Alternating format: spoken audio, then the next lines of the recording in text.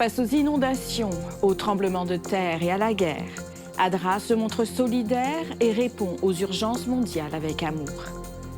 Les dirigeants adventistes se mobilisent en Europe pour multiplier les disciples et établir des églises dans les régions sécularisées. En mission de foi, des cyclistes apportent de l'espoir aux îles Shetland qui ne comptent aucun adventiste. Ces nouvelles et bien d'autres maintenant sur ANN.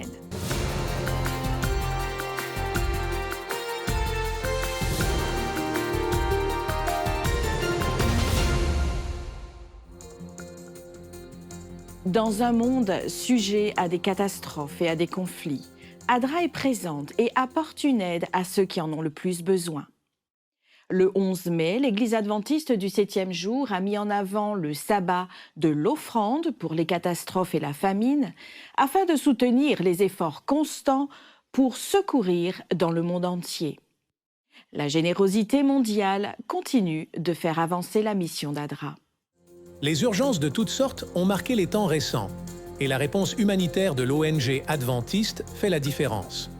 Au Brésil, des pluies incessantes ont provoqué des inondations dévastatrices au Rio Grande do Sul, submergeant 80% de la région, avec plus de 100 morts et des centaines de disparus. ADRA a réagi rapidement, apportant secours et ressources aux personnes touchées. En Ukraine, après plus de 800 jours de conflit, les victimes civiles dépassent 30 000, dont plus de 10 000 morts. De plus, le pays pleure la perte d'environ 31 000 soldats. Avec des millions de personnes déplacées, dont plus de 6 millions de réfugiés, ADRA offre de l'aide et de l'espoir à une nation déchirée par la guerre, dans l'un des plus grands conflits humanitaires de notre époque. Il y a une grande différence entre vivre ça en personne et le voir à la télé. Le front est juste là, on voit la fumée et on entend les explosions. Et après avoir vécu même un petit peu de la dure réalité des gens ici, ça me surprend encore que certaines personnes ne se soucient pas ou pensent qu'elles n'ont pas besoin d'aider. Parce que la guerre continue. C'est pourquoi l'Ukraine a besoin de notre soutien constant.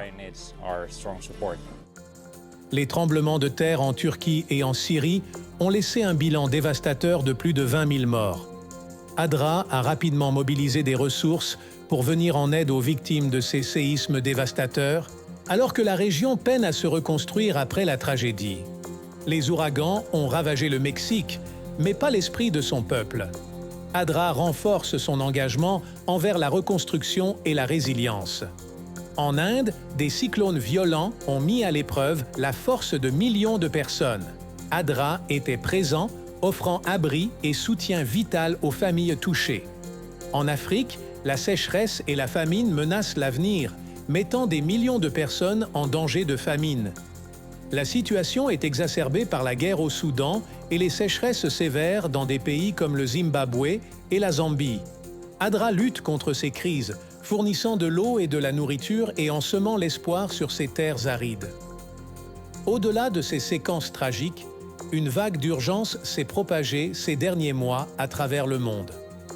ADRA a fourni une aide humanitaire aux communautés confrontées à des crises telles que les tremblements de terre au Maroc, en Afghanistan et au Japon, et les inondations aux Philippines, au Malawi et en Europe. Des communautés ont été dévastées par la violence et forcées d'être déplacées au Venezuela et au Moyen-Orient, alors que des incendies furieux ravageaient les forêts chiliennes. Nous vous remercions du fond du cœur pour votre grande générosité. Grâce à vous, nous avons touché la vie de plus de 34 millions d'enfants, de femmes et d'individus à travers le monde. ADRA fait face à des urgences et travaille sans relâche pour apporter la lumière là où règnent les ténèbres. Rejoignez l'Église adventiste dans cette mission d'amour et de compassion, car ensemble, nous pouvons accomplir plus. Je ne peux pas dire que ça ira mieux, mais grâce à vous, notre impact sera plus fort. Ensemble, nous continuerons à servir l'humanité avec justice, compassion et amour. Merci de nous faire confiance et de soutenir les efforts d'ADRA. À Somerset West, en Afrique du Sud, 19 jeunes ont consacré leur vie au Christ à travers le baptême. La cérémonie sacrée a marqué l'aboutissement de mois d'études bibliques et de soutien de la part des dirigeants de l'Église adventiste du 7e jour local pour former et inspirer les jeunes et les enfants à suivre Jésus. Le 20 avril 2024 fut un grand jour de sabbat pour l'Église adventiste du 7e jour de Silverleaf, basée à Somerset West, en Afrique du Sud, à environ 50 km du Cap. Les familles et les amis de l'Église se sont rassemblés sur le campus de l'établissement d'enseignement supérieur de Helderberg, une institution adventiste, alors que 19 jeunes consacrent leur vie au Christ à travers le baptême. La joie exprimée par les jeunes en scellant leur engagement envers le Christ et par ceux présents était palpable. Le baptême a été le point culminant de mois d'études bibliques et de soutien et fait écho au rôle important que jouent les ministères pour les enfants, les aventuriers, les explorateurs, les ambassadeurs et la jeunesse.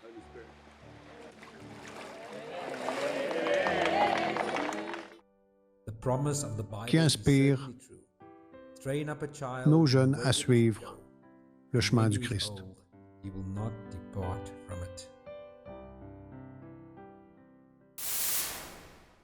Les adventistes du 7e jour à Sainte-Croix, aux îles Vierges américaines, ont célébré l'aboutissement des efforts d'évangélisation à l'échelle de l'île, Impact 2024, votre voyage vers la joie, avec un programme de louanges et un culte qui a mis en lumière plus de 100 baptêmes. Des centaines de personnes se sont rassemblées à l'église adventiste centrale de Frederiksted pour chanter, prier et fraterniser lors d'une cérémonie particulière.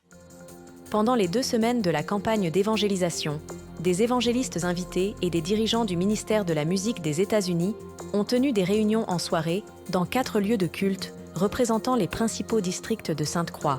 Elles ont abouti au baptême de 105 personnes. Organisées par les responsables de la trésorerie de la Conférence générale, en collaboration avec l'Église adventiste du 7e jour de la région interaméricaine et l'Université de Loma Linda, l'initiative visait à répandre l'Évangile et à servir la communauté. L'équipe de l'Université de Loma Linda a offert des soins de santé à plus de 600 résidents pendant 4 jours. Des activités supplémentaires, telles que l'école biblique de vacances, des sessions de dialogue pour les jeunes, des marches, des discours à la chapelle et des peintures murales à l'école adventiste du 7e jour de Sainte-Croix ont également contribué à l'impact sur la communauté. Paul Douglas, trésorier de la Conférence générale, a souligné l'importance de se mobiliser pour la mission et de travailler ensemble en tant qu'organisation ecclésiale pour atteindre les autres pour le Christ. En collaboration avec un artiste de renommée mondiale, Advent Health installe des œuvres d'art le long de l'autoroute 4 à Orlando, aux États-Unis. Ces pièces en aluminium prendront vie et transmettront des messages d'espoir, de gratitude et de guérison dans un projet monumental.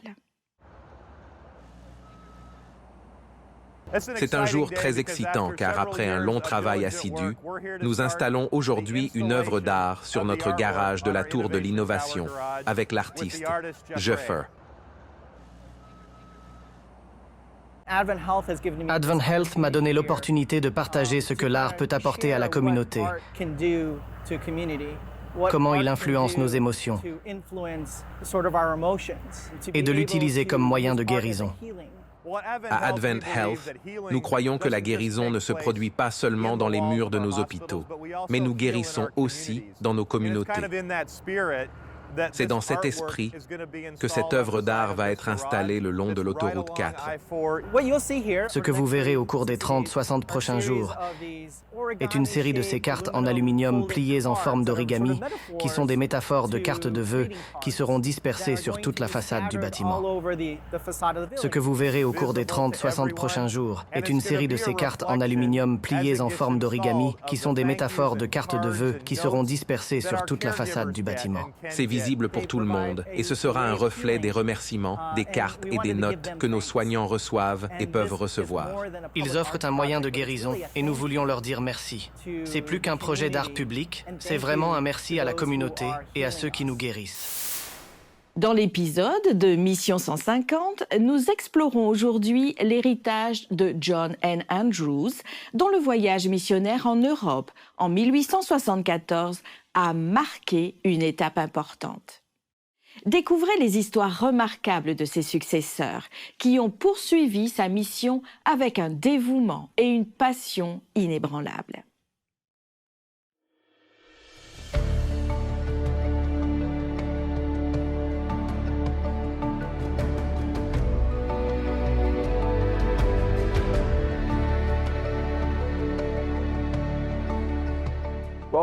Bienvenue sur Mission 150.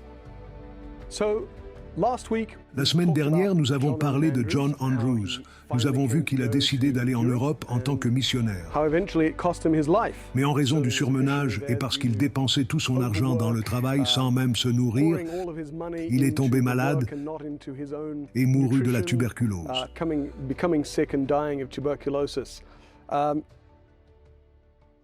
Mais je pense que c'est un bon point de départ pour réfléchir à ce qui s'est passé après son arrivée, qui a été significative. L'envoi d'Andrews est vraiment un moment très important. Ce n'est pas un faux départ. C'est juste le début d'un mouvement missionnaire. Quels autres missionnaires ont-ils envoyés? Ils ont envoyé un missionnaire américain qui a rejoint Andrews, un homme appelé B.L. Whitney. Peu après, ils ont envoyé Henry Holzer. C'est intéressant. Holzer est germano-américain. En l'envoyant en Suisse et en travaillant en Allemagne, ils envoient quelqu'un qui est conscient de la culture et de la langue. Comment financent-ils cela? Avaient-ils déjà établi le système d'offrande et de la dîme? Ils l'ont fait à ce moment-là. OK. D'ici le milieu des années 1870, ils l'avaient établi, bien que ce ne soit pas bien établi. Mais est-il juste de dire que c'est précisément à cause de la mission qu'ils ont dû s'organiser financièrement correctement ou que les deux ne sont pas liés? Non, je pense que c'est juste, car ce qu'ils ont au départ s'appelle la bienveillance systématique. Progressivement, ils ont élaboré une doctrine de la dîme et des offrandes. Oui, je pense que la mission a contribué à l'élan vers cette élaboration en revenant en arrière et en examinant les Écritures, les dîmes, et en disant « ce sont les 10% de Dieu ». Je pense que la mission donne une impulsion à la théologie dans ce cas et à l'organisation. Défiant la sécularisation en Europe, les dirigeants de l'Église adventiste du 7e jour se sont réunis au Portugal pour la dernière des 3 sessions de formation axées sur la mission et l'ouverture de nouvelles églises adaptées au contexte européen. Les participants de différentes régions ont discuté des outils pour comprendre la diversité culturelle et les mentalités en Europe. Le principal défi que nous rencontrons est que nous sommes très centrés sur nous-mêmes et pas vraiment ouverts aux autres. C'est très difficile. Nous sommes très occupés avec nos programmes, dans nos églises, mais quand nous rencontrons d'autres personnes, les choses changent. Nous ne sommes pas vraiment prêts pour elles. Pour les personnes de culture laïque, il est très difficile de venir dans nos églises car elles sont confrontées à une culture totalement différente. Parfois, il est vraiment difficile pour elles de franchir le pas. Florian Ristea, le directeur des départements de la mission adventiste, de l'école du sabbat et des ministères personnels dans la région intereuropéenne, souligne l'importance de comprendre chaque communauté pour créer des plans missionnaires efficaces. Nous avons ici en Europe une énorme diversité, d'un pays à l'autre, ou parfois à l'intérieur même du pays. Les gens pensent différemment. Alors, nous essayons d'aider l'Église locale et les missionnaires à contextualiser ces principes et à approcher leur communauté en utilisant leur créativité, leur imagination, en utilisant les réseaux sociaux comme interface de mission. Mais je dirais que rien ne peut remplacer cette interaction humaine personnelle avec les individus. Avec de l'expérience dans la mission adventiste en Italie, un pays avec une forte tradition catholique et une sécularisation croissante, Maria Rosa Cavalieri, directrice des départements de la mission adventiste, de l'école du sabbat et des ministères personnels dans ce pays, met en avant l'orientation du Saint-Esprit adaptée à chaque contexte culturel. À mon avis, la meilleure méthode est celle qui voit la rencontre des dons accordés par le Saint-Esprit aux croyants. Le don que Dieu vous a donné selon les besoins du territoire et l'amour et la passion que vous avez pour ce territoire. Ainsi, il peut y avoir différentes méthodes. Mario Brito, le président de l'Église adventiste du 7e jour dans la région intereuropéenne, a partagé le besoin pour chaque membre de servir et d'être attentif aux diversités culturelles, en faisant des disciples et en ouvrant de nouvelles églises. Lorsque nous aidons les autres, nous grandissons dans notre relation avec Dieu et dans la compréhension de la société dans laquelle nous sommes. Ce que je peux offrir, c'est d'abord la paix du Christ. Quand le Christ est en nous, les gens le ressentent, même s'ils ne l'expriment pas. Ce que nous offrons, même inconsciemment, construira des ponts. Nous devons construire des ponts avant même de vouloir offrir quelque chose de concret. Maintenant, nous voulons partager en avant-première un projet merveilleux qui a été récemment achevé.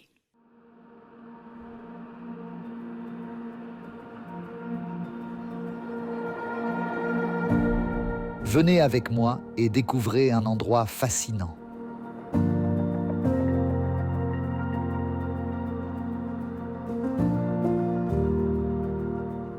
Apprenez à connaître les vôtres, leur culture, leurs coutumes et leurs traditions.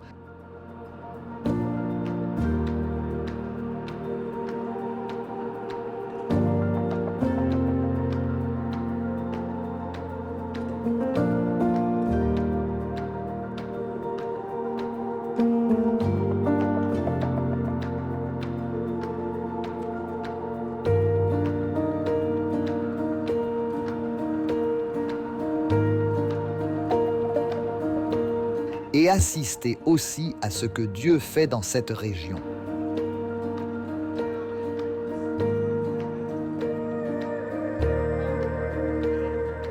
Plus de 2000 points de conférences avec des orateurs internationaux, des pasteurs locaux et des leaders bénévoles, apportant le message du salut à des centaines de milliers de personnes.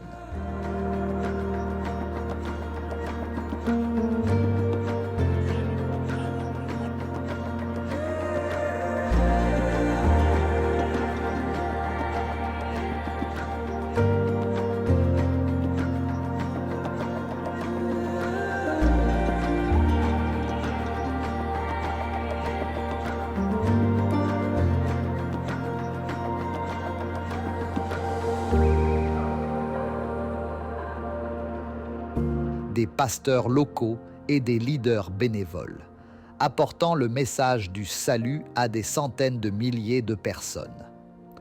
Le pouvoir du Saint-Esprit se manifestant comme jamais auparavant. Engagement, décision, transformation.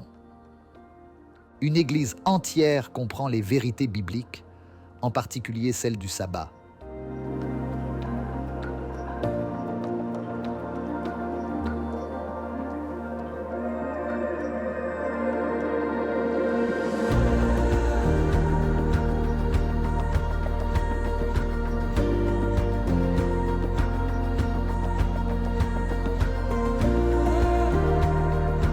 Et devient une église adventiste du 7e jour.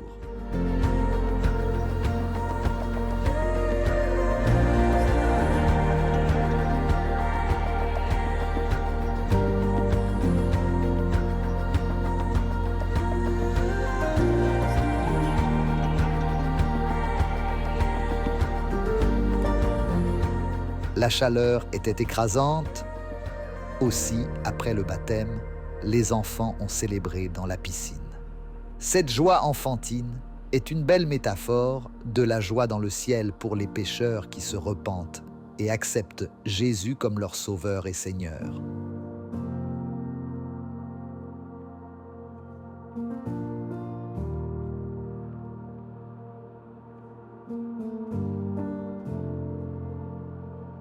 Papouasie-Nouvelle-Guinée pour le Christ, une bénédiction et une inspiration pour nous tous. Au cœur des îles Shetland, en Écosse, une initiative audacieuse de vélo émerge. 8 individus se lancent dans une mission à vélo dans cette région qui ne compte aucun adventiste parmi ses 23 000 habitants. Leur objectif, parcourir chaque recoin, partager l'Évangile et susciter l'espoir. C'est le ministère « J'irai à vélo ».